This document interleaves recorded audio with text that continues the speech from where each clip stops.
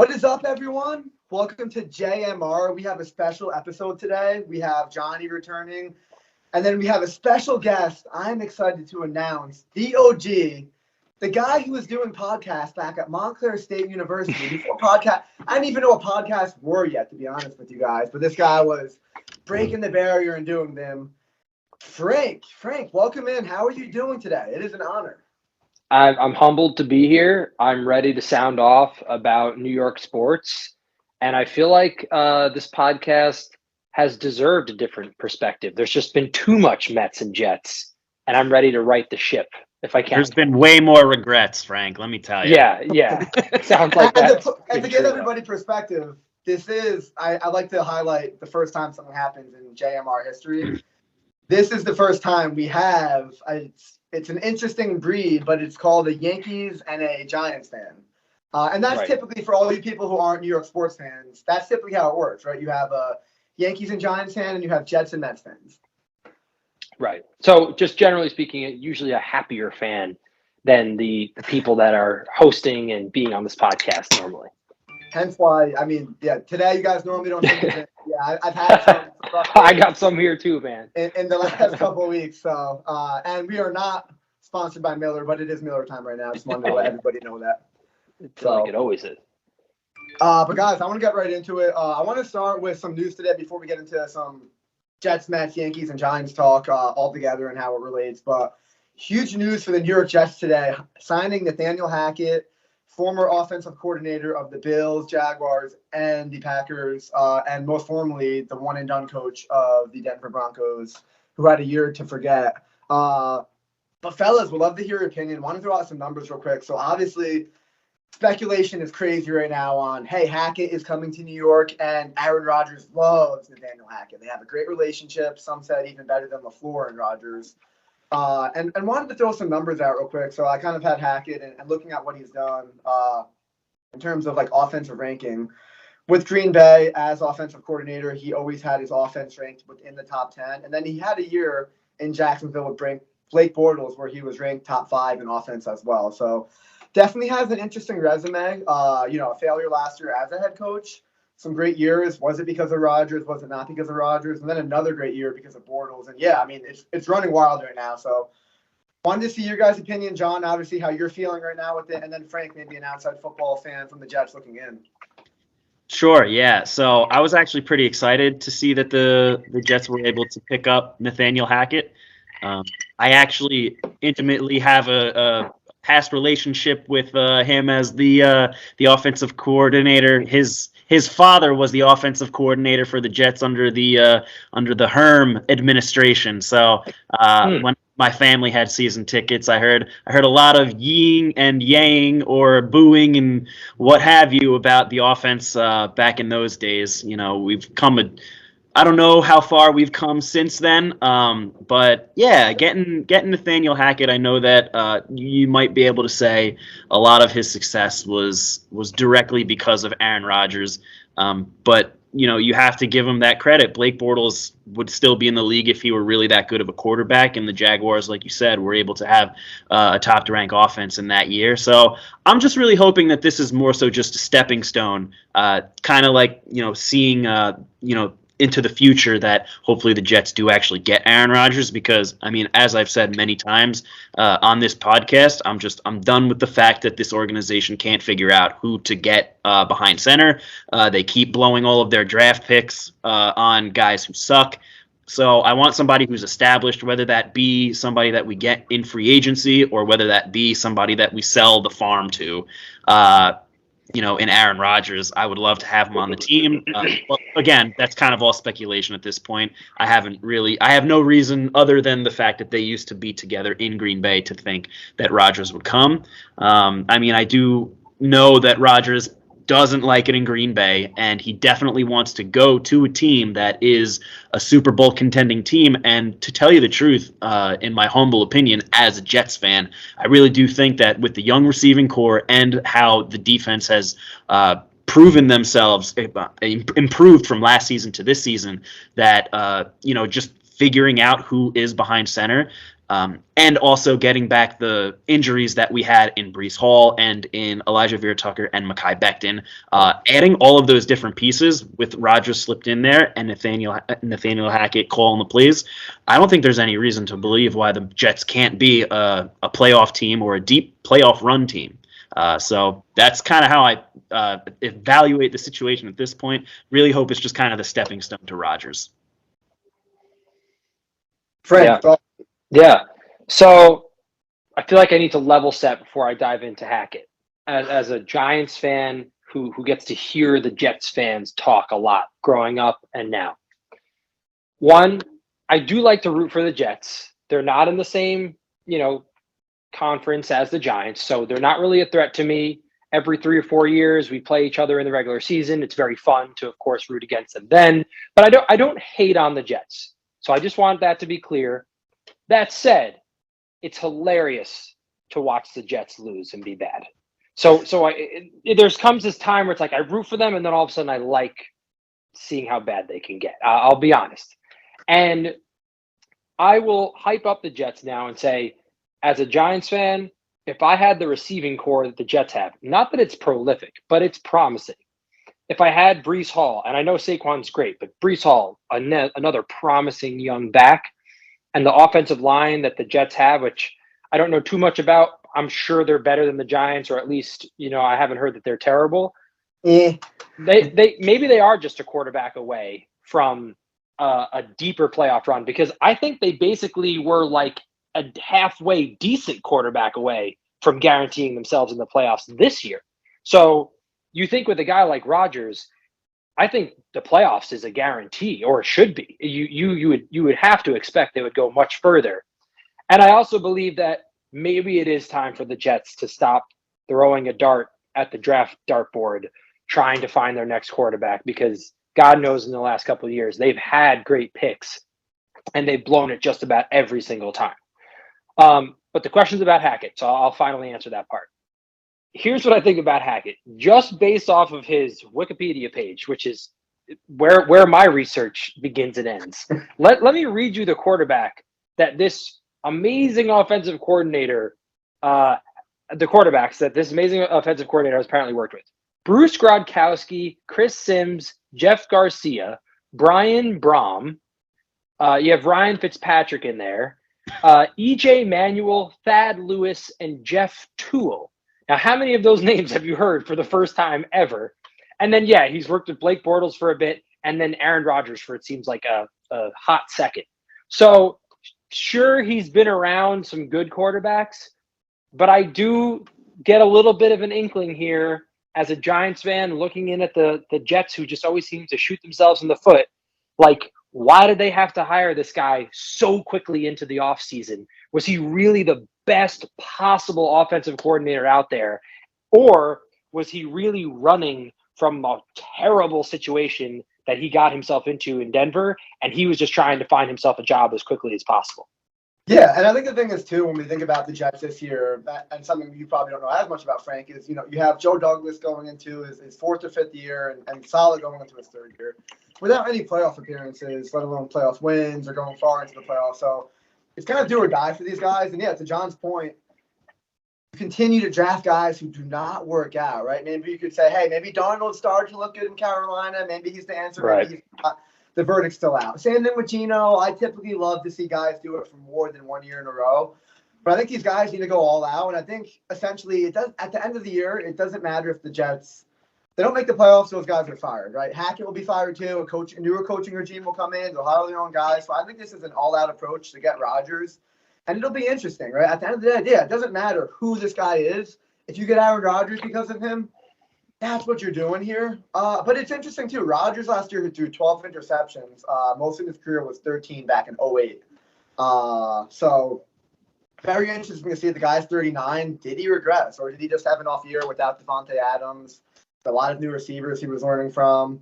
So it's going to be really, really interesting for sure. But I think for Jet fans, it's like, we do not give a crap. We want this guy on our team, even if it's for a year or two. Like, just make the playoffs, maybe go on a Super Bowl run. Like, that's all it's about as a Jet fan. We don't care if we mortgage the future for the next 4 years. Yeah. It means making the Super Bowl or getting an appearance or God forbid, winning the goddamn thing. So, But I have a question. Do you think that Rodgers is caring about the offensive coordinator that much? Or at this point, is he just going to look for the greatest, final package of his career? And if the Jets are going to mortgage their future, they're going to mortgage their future, and Rodgers would have came without Hackett. yeah, Like, how excited are you for actually getting Hackett if Rodgers doesn't come? I don't think that's the point. I think it's like Not an at ice all. cream sundae, like when you have an ice cream sundae, right?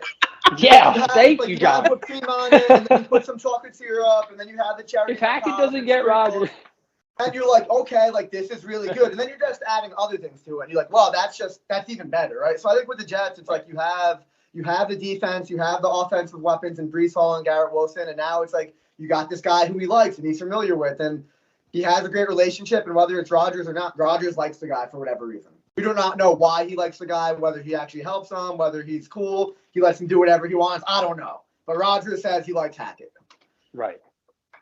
I love it. I love the way Jets fans just spin everything to just make it seem positive. It's amazing. Well, I'll give you a spin. I mean, Aaron Rodgers, he was actually just on the Pat McAfee show a few days ago talking about the Jets. Of course he was. Talking he about loves it there. How much he admires Elijah Moore and Garrett Wilson, the things that he thinks that those guys can do on the field. And again, like I said, you add another dynamic back like Breece Hall, whether it's just establishing the run or in the passing game. I think he can do both. I think Aaron Rodgers does see the Jets as an attractive team. That he will come, if he does come, he'll be on a team that has a top-tier defense, top 10 in the league, maybe even top 5. Again, I'm not entirely sure about the final season, the end of the season there. But again, I mean, to your point, if they don't get Aaron Rodgers, what does Hackett mean to us? He's probably just going to be another schlub who doesn't know how to coach the quarterback that we don't have, right? So I think that. Thank you. I think that though, however, even if we don't get Aaron Rodgers, hopefully they still do get somebody else that is established and he can work with them, kind of to the Blake Bortles-ish area where, they're actually able to get a guy who can move the ball down the field. I mean, that's really all. Like you said it before, if the Jets even just had a half-decent quarterback this year, they probably would have gone a lot further than they did. Yeah. So, again, like Rodgers, Derek Carr, I mean, he probably would have gotten there. Yeah, I think that we would take Carr too. I think at the end of the day, he's a veteran, and this team has a top 5 defense. They have the weapons. They're not far off if they could continue to progress from last year, and they progressed a lot last year from the previous year. We would take Carr. We just need somebody. But I want to segue in talking a lot about Carr and Rodgers and throwing all these quarterback names out. I want to segue into the Giants real quick. We've talked a lot about Zach Wilson and our frustrations. We had that live reaction after the Seattle game. Jaguars game, my bad. And I want to get into Daniel Jones for a second, Frank. I think Daniel Jones, kind of looking up his stats all year, seeing like, hey, how's he doing? And he had by far one of his best years. It seemed like he really cut down on the turnovers. It seemed like interceptions were really down for him, which was huge. And I'm not going to lie, when I watched him in that first playoff game against the Vikings, I was like, dang, this guy is almost like Josh Allen 2.0. Like, the way he played his game with the option and running the ball and that big physicality.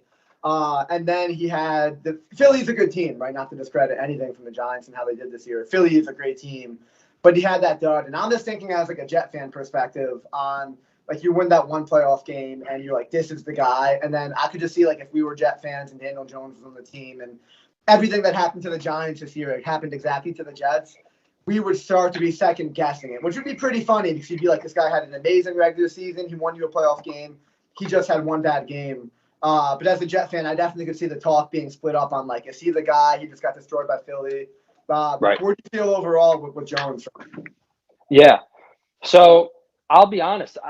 I want the record to state that I was not a Daniel Jones fan or supporter his first few years. I was just like, this guy isn't it, But up until this year, I would say within the last 2 years of his, 4-year career, the last 2 years, again, not counting this year, I thought he's good enough for us to not do what the Jets are doing. And that means, yes, the Giants are coming in last place or bottom 5, and they're having good draft picks. But we do not need to continue to search for a quarterback and continue to waste the precious top 10, top 13, whatever we have at the time. We are not wasting those picks. And because of it, especially in this past offseason, we're able to get 2 of the top picks in the draft and get Thibodeau and get some offensive line help. And again, just knowing Daniel Jones is good enough. He's still on his rookie contract. Let's see what he's doing. And then all of a sudden, this year happens. And I have the stats in front of me. He started his career with 12 interceptions and probably 1,200 fumbles. I mean, the ball was like butter in his hands or something, or a bar of soap. It just couldn't stay in his hands. Especially and now he was just bad. And then now he's at 5 interceptions, which I think is fine if you're a quarterback and you're playing 17 games now. So he's gotten way better. And then all of a sudden there's that big game against the Vikings where you're like, who even is this guy? I mean, that I didn't even think he was capable of. But I think the Giants now have a coach. They have a decent offensive coordinator who knows how to play or run the option. I love when they run the option with Saquon, who you have to respect, and Daniel Jones. We know that the Giants have probably the 31st, 32nd worst wide receiving core in the entire league. So Daniel Jones did what he did this year with that as his receiving options. So in my opinion, the Giants are going to sign this guy to a bigger deal in the offseason. I think the biggest question that Daniel Jones is asking himself is, did I just show myself and show potentially the NFL that I'm worth more than what I've originally was worth, been evaluated at?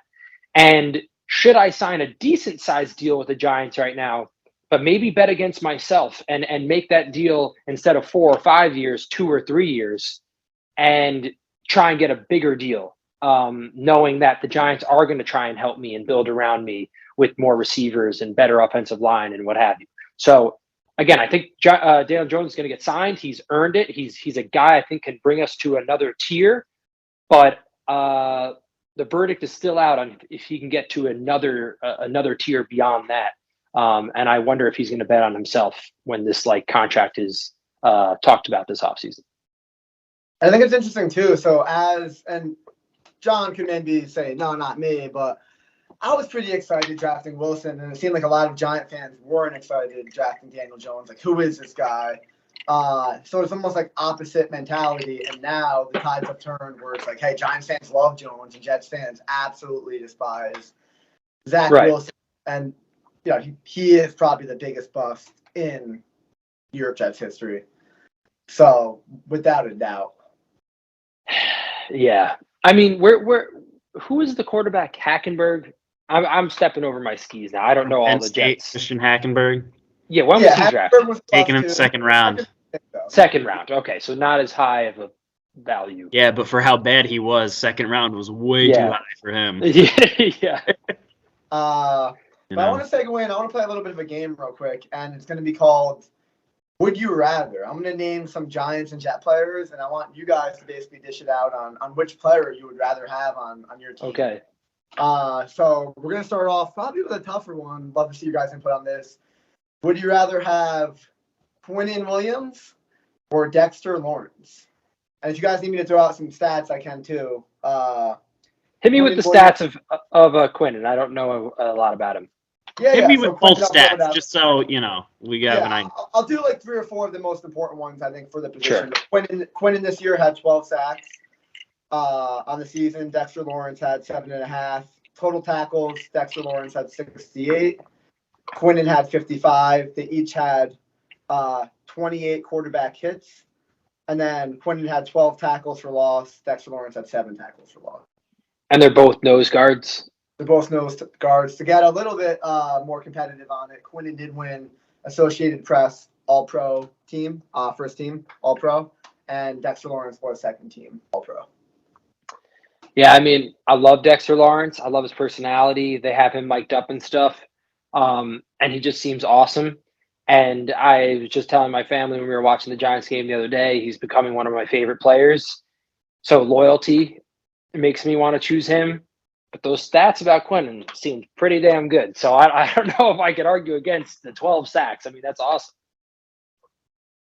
Johnny, who would you rather have on your team? Couldn't agree more with Frank. He said it all. I think the stats that you laid out there were pretty similar, except for the sacks and the tackles for loss. So, just based on that alone, getting that penetration to the quarterback, be able to, and the running backs in the backfield, that's huge for putting offenses stuck in the mud on their drives.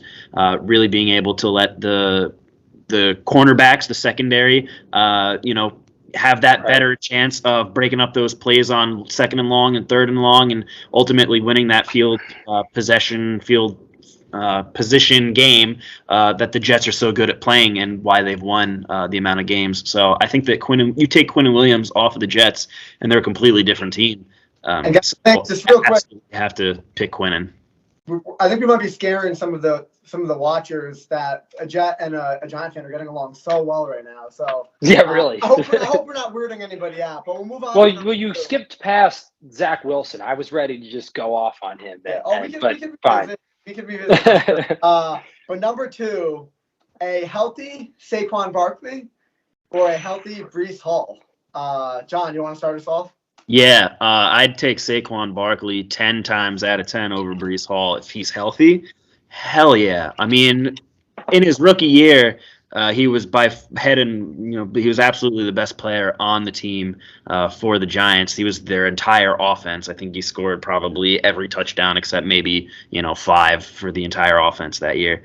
Really, it's just been the injuries that have really been the only reason why he hasn't been able to excel when he is healthy. You can see how electric he is, breaking for those runs. I mean, he's so fast. And I know Breece Hall's fast too. But again, what have we seen from Breece Hall? We've seen 5 games or whatever week it was that he got hurt. So, yeah, absolutely, he's electric. I'm so excited for him to be on the team. I think that he has the potential to become a playmaker like Saquon Barkley. But at the moment in time, you have to take Saquon. Yeah, I mean, if Saquon is healthy, is a huge thing here. Saquon made me see things I've never seen before, and I know we grew up with plenty of great running backs in our lifetime, but I honestly just think I wasn't paying attention because Saquon, I felt like I was seeing something brand new. It was just amazing to watch him juke people, but then he would put them on their heels because they knew he was going to juke them. And then when they went on their heels, he would just fucking truck them. Sorry for not allowed to curse, but he would just kill them. You were allowed to. Yeah, and he knows how to play, and I'll say he did know how to play that really well in his first 2 seasons, where he would truck you, so you would want to go in for the hit because he was a beast. And then when he saw you commit to the hit, he would juke you out because he knew you overcommitted to his size. Jason, Jason, fuck you. But yeah, he's so good. That said, Breece Hall, what a spectacular pick for the Jets. He seems to glide across the field when he runs. So that's awesome. I'm excited to watch him grow into a player. And Saquon was hurt, and I think he kind of lost that juke versus hit style of running last year. But this year he seemed to kind of find it again, and he's not afraid to lower his shoulder. He kind of does this sideways shoulder hit thing too, but it's so powerful. It's so scary, and I love Saquon. So I don't even know if I answered your question, but that's what Saquon it is. Saquon it is. We're gonna finish off with 2 more. So real quick, would you rather have Joe Judge and Ben McAdoo coaching your team, or Zach Wilson quarterbacking your team? Frank, start us off. Impossible. I'm maybe a cop-out answer. If I have all the right pieces and Zach Wilson is my quarterback, he's so bad that he might be able to get me a good draft pick still. And if there's a good quarterback in the draft, that might be the only thing we need. Get a guy. I'm blanking right now, but a NFL ready quarterback out of college, and all of a sudden my team's great. McAdoo, a couple years ago. Yeah, right. Yeah. Trevor or Joe Burrow. McAdoo and Joe Judge seem like an organizational cancer, that you might never be able to remove yourself from, and might be a 5-year problem even after they leave. So I'm feeling like Wilson, even though he's terrible. John? I think you take Ben McAdoo every day of the week. Ben McAdoo was a fantastic head coach. And Joe Judge? And Joe Judge? Yeah, sure, whatever. As long as Ben McAdoo is there, I think that Ben McAdoo made all the right decisions when he was the coach for the Giants. He was the guy who benched a dying Eli Manning who couldn't even, get his ass onto the field outside of the tackle box. Wow. So What yeah. happened, John? And who'd he bench him for? Playoff starting quarterback Geno Smith this year. So I mean, he saw that the Giants needed some new changing to happen, and he was just the scapegoat. That's why they got rid of him. He's a great offensive mind. He was. I think that he was a great coach for the Giants, and he just got scapegoated. Someone needs to check on John. Anything on that, Frank, before we move on? Someone should check on John, make sure someone visits his apartment or house, and just make sure he's in good health, because it sounds like something's going wrong over there. Eli Manning, he was at the end of his career. He had to sit. It's what it is. Sorry. So we'll agree to disagree. But lastly, I want to finish off with the quarterbacks of the team. Daniel Jones or future New York Jets quarterback Aaron Rodgers. Who would you guys rather have? John, go first. I mean, so Aaron Rod, how are we doing this though, Jason? I mean, Aaron Rodgers, he's only got a couple of years left, and Daniel Jones is still a young guy, so that would definitely change my opinion if we're really dealing with just them for next season, and that's it. Who's gonna win their team a Super Bowl sooner? Oh, Aaron Rodgers, obviously. I mean, if he goes to the Jets, they're going to win a Super Bowl. That's just, there's no question about it. The AFC is easy compared to Rodgers being on the Jets. Chiefs, out of here. Bengals, out of here. Bills, out of here. Dolphins, Ravens, out of here. Something has happened. Jets could beat them all. You kidding me? With Aaron Rodgers on the team? Listen, Aaron Rodgers not on the team, this team probably doesn't have a prayer. But you put Aaron Rodgers on the team? Absolutely. Although I will say, if you put Daniel Jones on the Jets, they might even win a Super Bowl. So that's just, again, I know Frank said it in the beginning of the episode. I've been saying it for the last couple of weeks. If you just had kind of like a half-decent quarterback playing for the Jets, they'd go so far. Daniel Jones, I think he's a great quarterback. There's no denying that. And I think that he could also get the Jets to a Super Bowl eventually if he were on the team. He is a free agent this year, so maybe the Jets I'm just kidding. They're obviously not going to take him over the Giants, but play the same stadium. We'll see. But hopefully, if Aaron Rodgers is on the team, I'd take that over Daniel Jones. Yeah, for sure. To me, though, it depends on the situation your team is in. If I'm the Jets and I feel like I have a great defense and all the right offensive weapons, but I'm missing the quarterback, then maybe it's time to go for Rodgers. He probably has a year, maybe 2 left in him. Go for it. From the Giants, if Aaron Rodgers came to the Giants right now and he fit in perfectly with the coach and all the players loved him, he still has a pretty less than mediocre wide receiving core. I don't know if even Aaron Rodgers in his prime could have brought the Giants much further than Daniel Jones did. And I don't think Daniel Jones is as good as Aaron Rodgers was in his prime. I just think there was a ceiling on the Giants this year. So in my opinion, the Giants are in a good spot with Daniel Jones. Let's let him grow. Let's let him get better, and let's take some more years to build.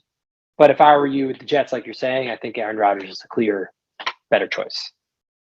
Awesome. So there you have it. Yeah, I mean, and 2 really good, obviously a future Hall of Famer and an ascending quarterback. So really can't go wrong with probably either or. And which one was the future Hall of Famer? Was it Jones? Jones is the future Hall of Famer. Right. Aaron Rodgers is the ascending quarterback. Right. State Farm, all that Aaron Rodgers. I wanted to switch gears real quick go into some Mets and Yankees talk. And really wanted to get a Yankees fan perspective, Frank. And it's really funny to see the dynamic. And a lot of times when you talk to Giants and Yankee fans, they don't have any ill will towards the Jets or the Mets, right? But it's the Jets and the Mets fans who are typically jealous of Giants. The little brother. The little brother. And you guys have won more sport. Championships. You're more successful, at least in our lifetime. I mean, in a lot of other people's lifetimes too. But like Frank, you have been able to see some Yankees World Series, right? You have been able to see a couple Super Bowls. for the Giants, while we haven't seen any wins, right? Just a couple appearances by the Mets, a 2000 appearance where they lost to the Yankees too.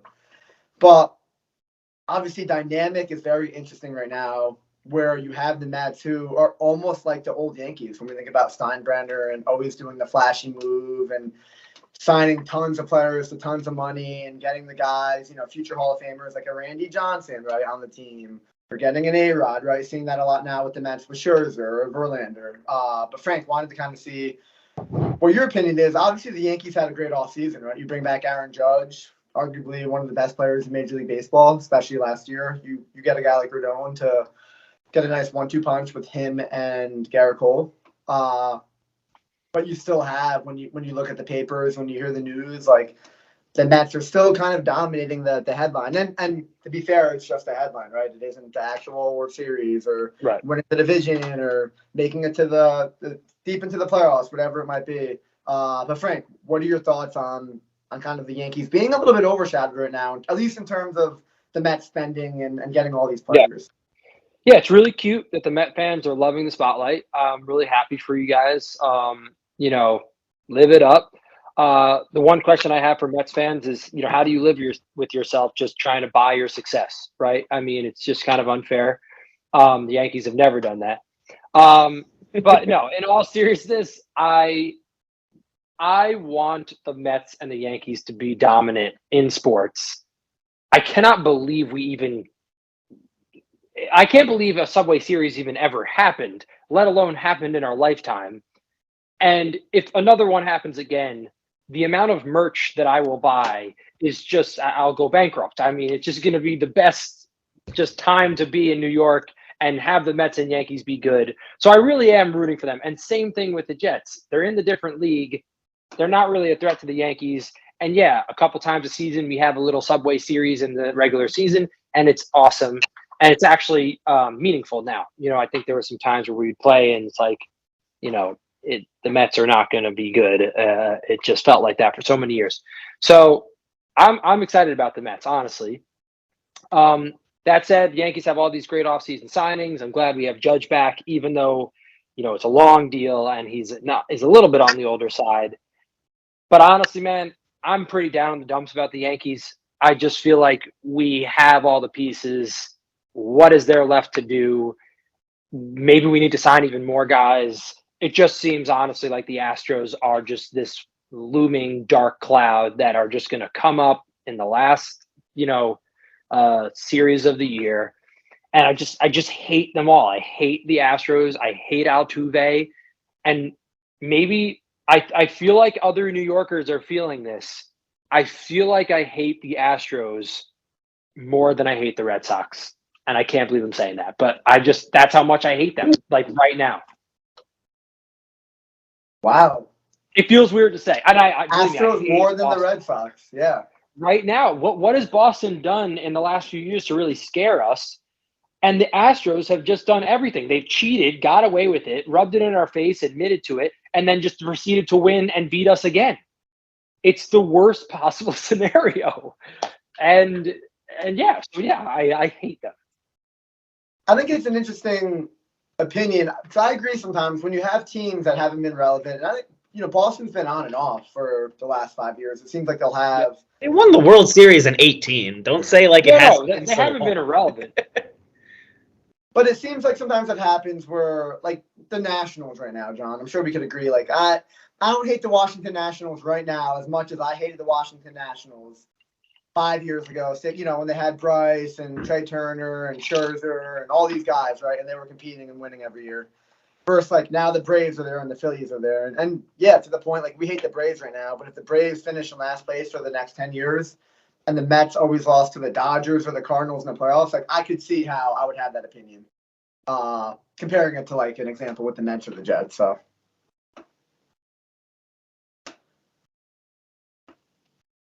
John, nothing to add. Listen, in terms of, are you serious right now? Listen, I think that the Mets have been really bad for a really long time. That almost everybody in their division has kind of been their top rival, except for maybe the Marlins because they've been even worse than the Mets have. So it's I hate the Phillies more than anybody on this planet. The city of Philadelphia, they're just all, whatever. It is what it is. I was so sick to my stomach when they made the World Series. Even though most Mets fans were rooting for the Braves rooting for the Phillies against the Braves in the LDS, I was like, absolutely not will I root for the Phillies. Let the Braves win. I don't care. Like, Yeah. this is ridiculous. I'm glad that their defense and their bullpen ended up, losing them the World Series. So I'm glad that they got their hearts broken there. So, but in terms of where the Mets are and against the Yankees, like I know you said before, it's fun when both the Mets and the Yankees are both good, and I definitely feel that.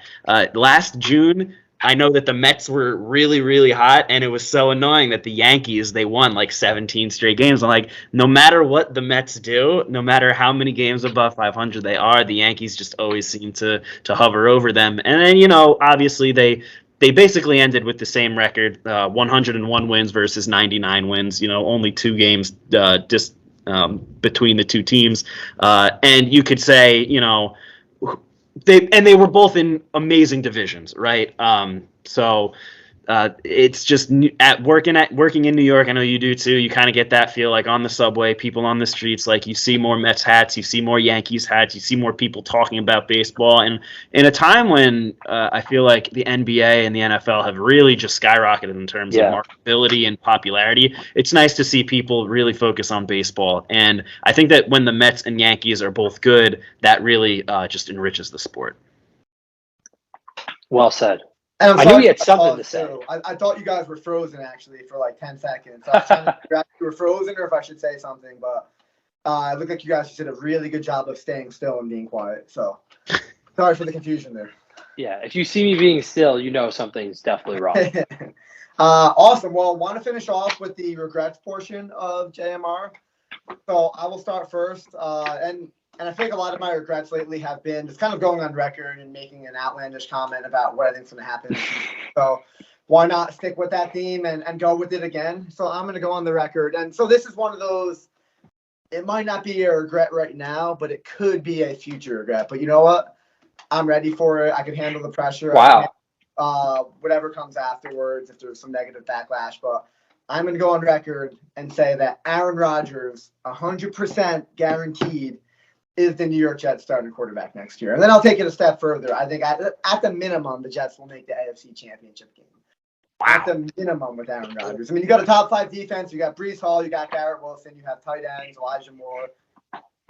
What's he waiting for? Just come to New York. Joe Namath literally said he's going to unretire number 12.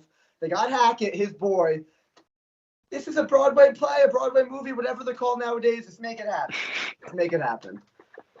Oh, I love it. I'm so glad we're ending the podcast on Jets fan illusions or disillusions, whatever you want to call it.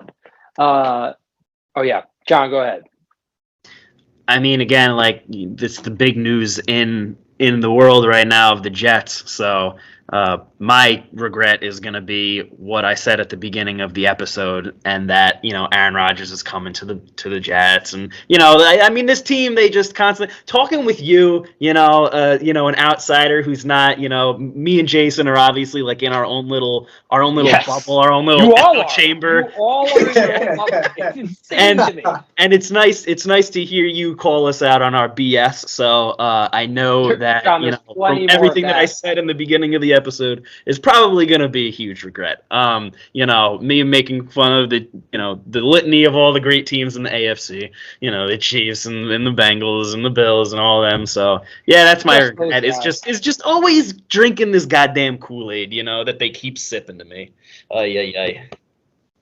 Yeah, I guess my regret is, I think I'll go pass. I feel like you guys are predicting your regrets, unless that's what I'm supposed to be doing. But my regret is not enjoying the Giants' success this year after the win against the Vikings. I felt like I was like eyes on the Eagles, was convinced somehow they would win. They're not close to the Eagles. The Eagles are amazing. I hate saying that, and I hate them.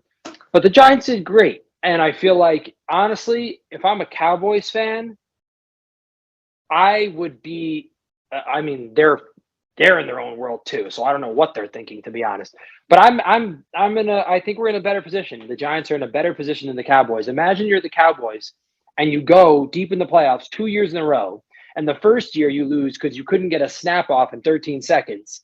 And the next year you lose after taking like 20 minutes to call up a lateral play. And after 20 minutes and timeouts and all this scheming, you throw the ball.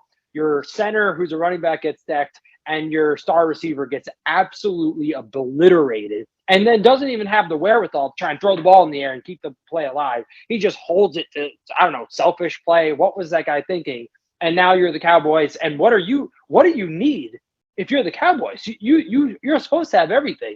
They need a quarterback. They suck. Dak sucks. I'm sorry. Like if I'm a Cowboys fan, again, I can't actually even put myself in their shoes because they are on a different planet.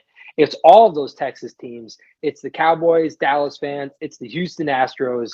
There's something going wrong down there. It might be in the water. Saying it. Awesome. Well, John and Frank, thanks for joining us this week. Please leave your opinions and comments below, everyone listening. Let us know what you think about who would you rather have in terms of players, right? Let us know if you think Rodgers will be on the Jets next year, if Daniel Jones' long-term contract will end up being the answer, and if he will be the long-term solution for the Giants. So please comment and let us know what you think. Until next time, we will see you all later. Thank you for listening to JMR this week. Have a good night.